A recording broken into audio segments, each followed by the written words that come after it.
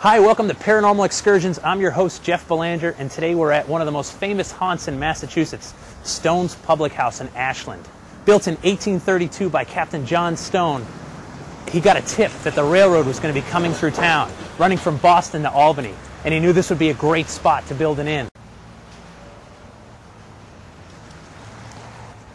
So who's haunting this building? Why are they here? We're going to talk to staff, we'll talk to some eyewitnesses, and we'll speak to a paranormal investigator who's taken a look around inside.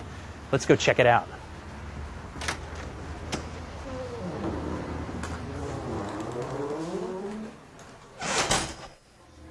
The first tragic event to hit Stone's Inn took place during a card game just a few years after the building opened for business. A traveling salesman from New York named Michael McPherson was visiting the inn and got involved in a game with John Stone and some Ashland locals. Things turned ugly when accusations of cheating came up. Stone took out his pistol and hit Michael McPherson over the head, intending just to knock him out, but the blow proved deadly, and now they had a body on their hands. Some people believe that Stone and his friends buried Michael McPherson down here in the basement of the inn. As you can see, it's a dirt floor. It's theoretically possible, but it wouldn't make much sense considering there are acres of woods around here that Stone was the owner of. But the dirt floor isn't the only mystery of this basement. Back in the 1980s, when they broke through the wall to put in city water and sewer, they found a hidden room. Let's take a look. So when workers broke through this wall, they found a hidden room. Inside was a cot, an old blanket, and a barrel. We think this may have been a stop on the Underground Railroad, but the Underground Railroad ran two ways. There were certainly people trying to get black slaves up to freedom, but there are others who were capturing free black people in the North and selling them back into slavery in the South. We're not sure. Also, during a darker time period back in the 1800s, this was also a house of ill repute where the prostitutes would bring their customers. And it was unearthed back in the 1980s when they brought in the pipes for the city water. Take a look. Some believe that a few of the slaves who took refuge here may still be haunting the building, but are they alone? That's cool. The most tragic event that took place here happened to 10-year-old Mary Jane Smith, who, according to town records, was killed by car on June 11, 1862. In 1862, that would have been a rail car. She was carried to the nearest building, John Stone's Inn, where staff tried to help her, but it was too late. Young Mary Smith died. Back in 2002, the first time I looked into the ghosts of Stone's Public House, I spoke to the owner at the time, Marty Northover. She told me about a cursed dress, one of the most intriguing legends attached to this building. It's believed, possibly, maybe, that this was the dress of Mary J. Smith herself, and I was told it's in the attic, it's old, it's stained. We're here with Mark Patterson, who's worked at Stone's Public House for over 4 years. And Mark, what have you heard about the ghosts here? Well, one story I heard, this lady Janet used to work here in the past. She found a dress upstairs in the attic. Little girl's dress and had bloodstains on it.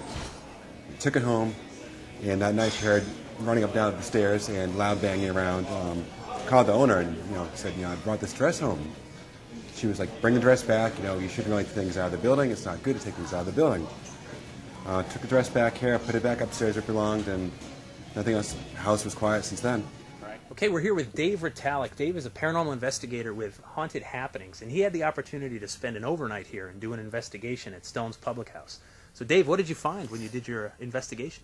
Actually, Jeff, it was pretty cool. They gave us free run of the building from 8 at night till 4 in the morning, and we didn't come across anything per se, spot any ghostly apparitions hanging out the window or people banging on the doors like they say.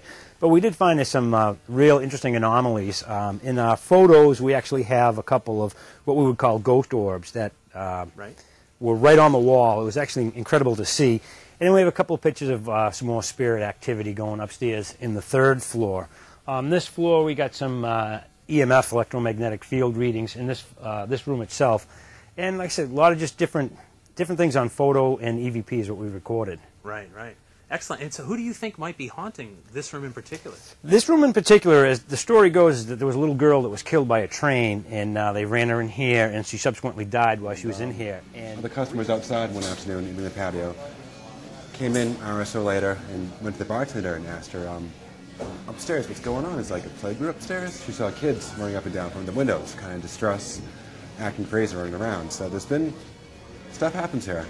I mean, people do see things, and I can't say I haven't seen anything personally, but I do believe people wouldn't make things up. So Now, I asked back in 2002, can we go up there and take a look at the dress? And she said, no way, it's too dangerous.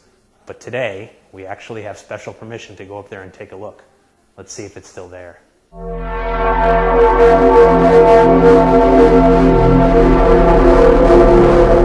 Think it's dangerous? Here we are in the attic. No wonder they don't want people coming up here. That's the floor you're looking through. When we got up to the attic, just about the only thing up here besides a few pieces of debris is this very old, very stained dress. Is this the cursed dress of Mary J. Smith? Maybe. Are these the stains of blood or something else? We're going to leave it right where we found it. Today, John Stone's Inn no longer takes overnight guests. Not the living kind, anyway. But it is a place to find good food and spirits. Thanks for joining us on Paranormal Excursions. We'll see you next time.